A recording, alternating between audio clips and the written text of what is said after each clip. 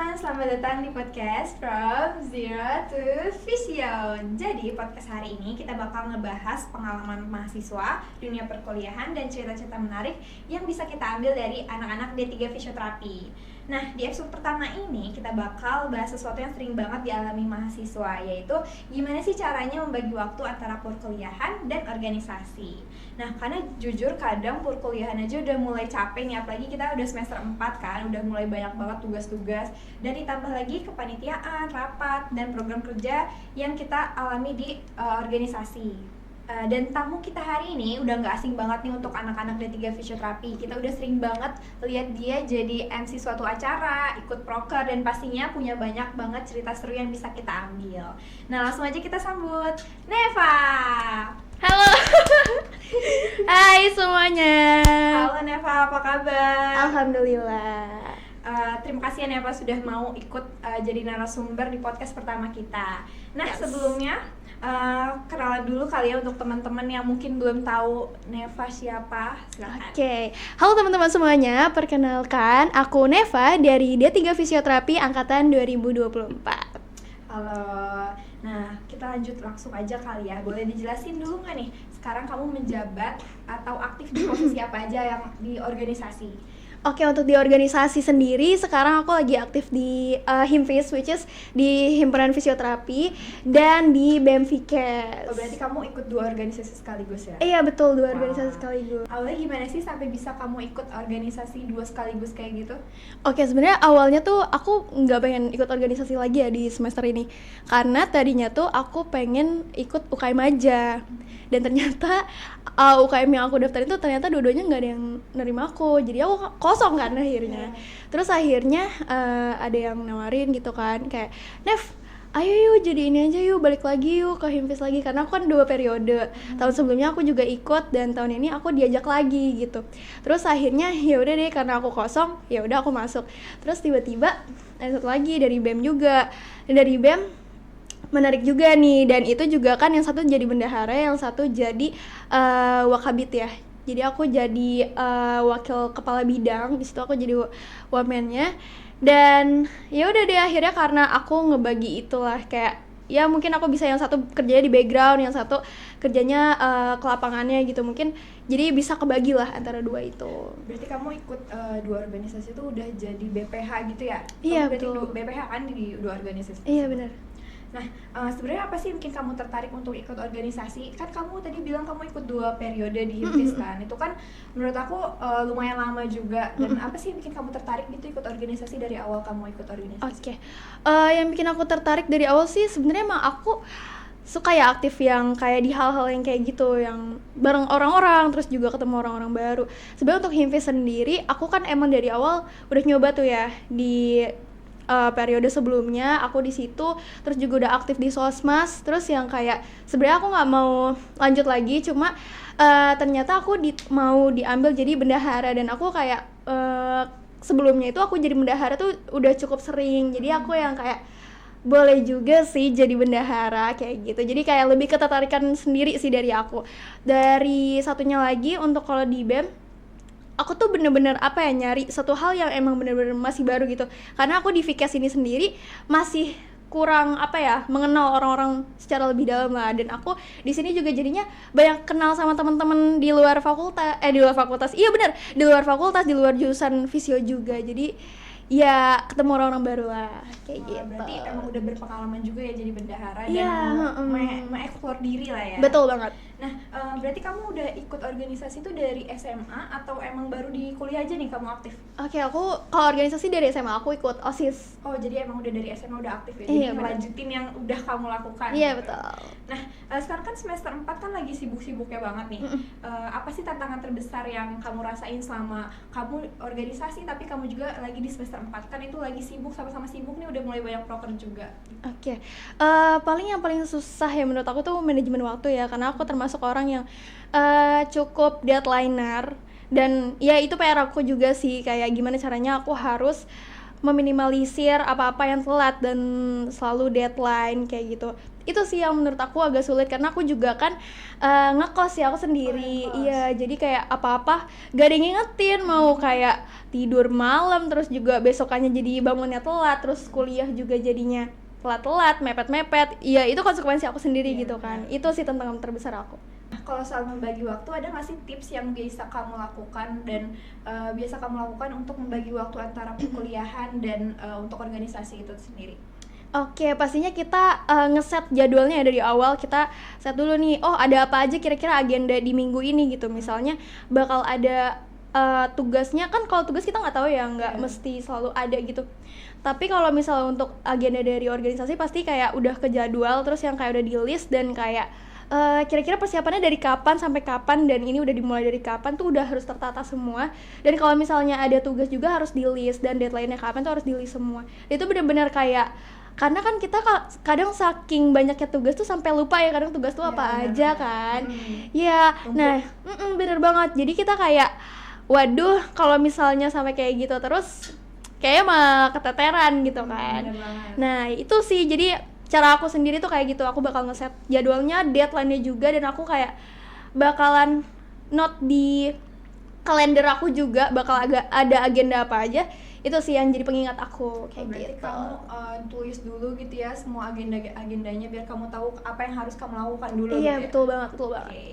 Nah, kalau misalkan ada tugas kuliah dan tugas himpunan atau BEM yang berjalan berbarengan, biasanya kamu gimana caranya kayak, oh aku harus ngerjain yang kuliah dulu atau kamu harus ngerjain yang untuk organisasi dulu? Kalau itu sih pasti kan kita lihat prioritas kita ya. Di sini juga prioritas aku tetap di pendidikan aku, which is kuliah. Jadi aku bakal tetap fokus di situ dulu, yang mana aku bakal ngerjain tugas-tugas aku terlebih dahulu. Tapi kalau misalnya emang deadline-nya masih lama, ya mungkin aku masih bisa ngerjain yang dari tugas himpunan atau organisasi aku dulu. Tapi kalau misalnya emang berbarengan, ya udah kita lihat dulu yang lebih urgent yang mana. Tapi kalau misalnya organisasi kan kita kerja bareng-bareng ya.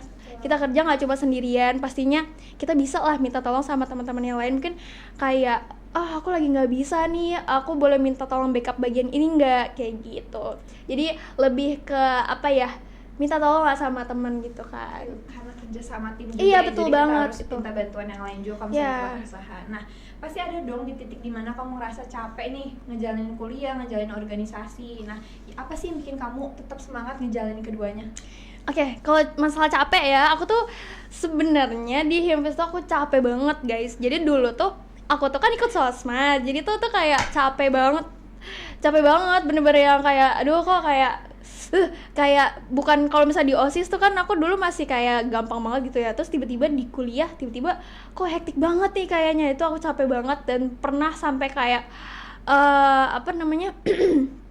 sampai kayak udah capek banget dan demotivation gitu ya. Aku jadinya kayak untuk kuliah aja ngerjain tugas aku jadi males banget, jadi kayak capek banget. Dan aku sempat kayak trauma gitu lihat HP karena semua orang nge-tag aku gitu kan, kayak aduh ya Allah capek banget. Cuma ya balik lagi itu kan tanggung jawab aku ya, aku harus sadar dan kayak ya udah ya emang harus dijalanin. Dan ternyata aku bisa kok dengan kayak pembagian tugas yang kayak tadi. Aku harus kapan aku harus diselesaikan, terus juga kapan kita emang harus begadang gitu, kapan kita boleh nih istirahat, boleh main game atau boleh nonton drakor mungkin, kayak gitu sih. Lebih dibagi aja dan ya itu sih menurut aku. Dan emang support teman-teman gitu penting banget sih menurut aku. Berarti kamu pinter-pinter bagi waktunya aja, prioritas waktunya itu ya.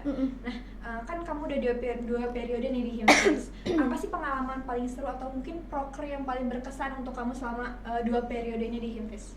Oke, kalau misalnya untuk proker yang paling seru dan berkesan itu menurut aku WPAD, World Physiotherapy Appreciation Day, yang mana aku di situ tuh pertama kalinya ketemu sama orang dan aku kenalan sama mereka gitu. Kayak aku ngasih edukasi juga ke mereka dan itu kayak pertama kalinya aku ngerasa gue nih nakes loh gitu.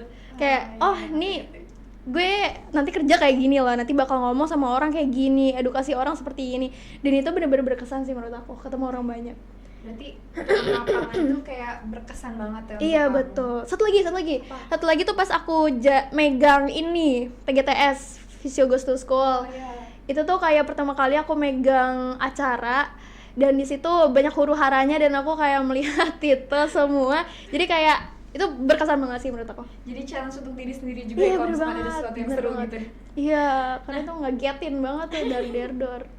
Eh, Selama kamu ikut organisasi nih, pasti ada dong hal yang kamu mengimprove diri kamu nih. Apa sih yang menurut kamu yang ternyata setelah aku ikut organisasi, aku jadi punya sesuatu yang baru dalam diri aku. Apa sih yang bisa kamu dapetin dari jadi join organisasi? Oke, kalau misalnya ditanya hal itu, menurutku paling aku jadi lebih banyak tahu variasi orang-orang di dunia ini kayak gimana. Karena pas aku di join organisasi itu ya banyak aja, pasti kalau misalnya kita megang sesuatu hal atau mungkin kita ngerjain suatu proker atau kayak tugas di contoh kecil tuh tugas di kelas, itu tuh pasti kita ngelihat mana nih orang yang emang beneran tulus, mana yang enggak gitu, mana orang yang kayak sebenarnya orang ini tuh agak kurang lah, kayak ada jahat baik buruknya tuh kelihatan gitu di situ. Nah di situ tuh aku jadinya, karena di organisasi pasti kita kerja sama orang, jadi kita ngelihat wah ini aslinya gimana sih gitu. Nah di situ sih, dan aku belajar kayak cara nge-treat orang ini sama orangnya ini, si A sama si B beda gitu. Walaupun mereka sama-sama marahnya karena satu hal yang sama, itu kita pasti cara nge-treat mereka berbeda, cara ngebaik-baikin mereka juga berbeda kayak gitu. Oke, jadi kamu jadi lebih tahu karakter orang tuh berbeda-beda dan Iya, kamu betul tanggepinnya banget. tuh pasti beda-beda juga kan gitu.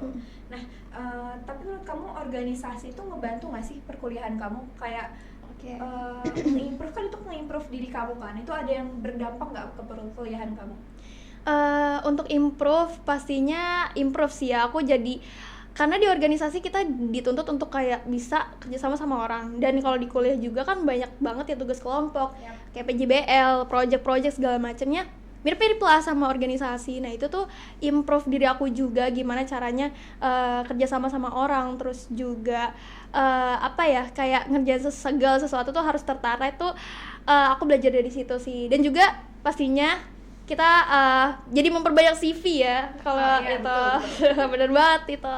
Dan kamu juga jadi lebih kenal dosen-dosen yang mungkin Iya, tadi yang bener belum banget. banyak ngobrol, tapi jadi banyak ngobrol kan setelah Betul, ikut betul. organisasi. Nah, sekarang ada nggak tips untuk anak-anak 25 mungkin yang baru banget join organisasi, gimana sih caranya membagi waktu antara perkuliahan dan organisasi? Oke, mungkin buat teman-teman semuanya, baik itu 25 atau siapapun itu yang baru nyoba hal baru, pastinya kita harus punya manajemen waktu yang baik. Itu benar-benar udah paling paling penting, top tiernya lah. Karena kalau misalnya manajemen waktu udah jelek, pastinya bakal berantakan semua, bahkan Betul. mungkin bisa aja ngaruh ke pertemanan kalian, kayak apaan sih nggak dikerja-kerjain, masa gua terus yang ngerjain, kan jadinya memecah pertemanan kalian gitu.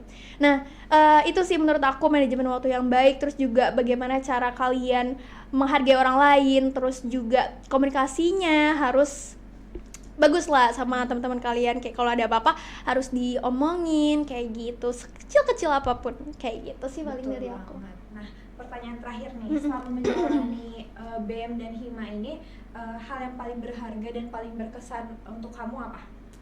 Oke, yang paling berkesan pastinya ketemu banyak orang ya, dan aku juga ngelihat banyak orang baik juga di saat aku ketemu orang yang jahat ya, bukan jahat juga sih, maksudnya kayak orang yang kurang inilah sama aku juga ketemu sama orang yang baik dan yang kayak orang yang support, mana orang yang tulus tuh. Itu sih yang paling berkesan buat aku, kayak gimana caranya mereka support kita, terus juga kalau misalnya kita ada apa-apa dibantuin, kayak gitu sih menurut aku yang paling berkesan. Sama mungkin aku di sini jadi lebih banyak bisa public speaking, karena kayak banyak orang-orang yang kayak Nev lu bisa kayak gitu. Jadi kayak ya aku didorong banget gitu, bahkan aku sampai nyoba jadi MC juga. Terus ya pokoknya banyak banget lah orang-orang yang kayak bisa support aku kayak gitu, tuh bener-bener berkesan banget lah buat aku. Jadi banyak banget kita punya teman baru dan bisa support kita gitu kan sama dunia perkuliahan ini.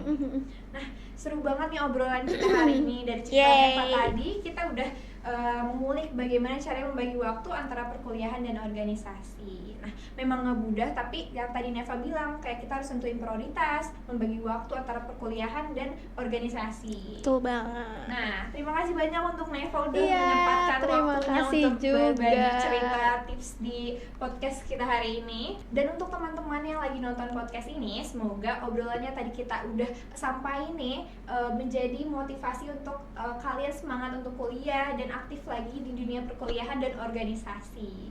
Nah, sampai jumpa di episode selanjutnya di podcast From Zero to Vision. Bye.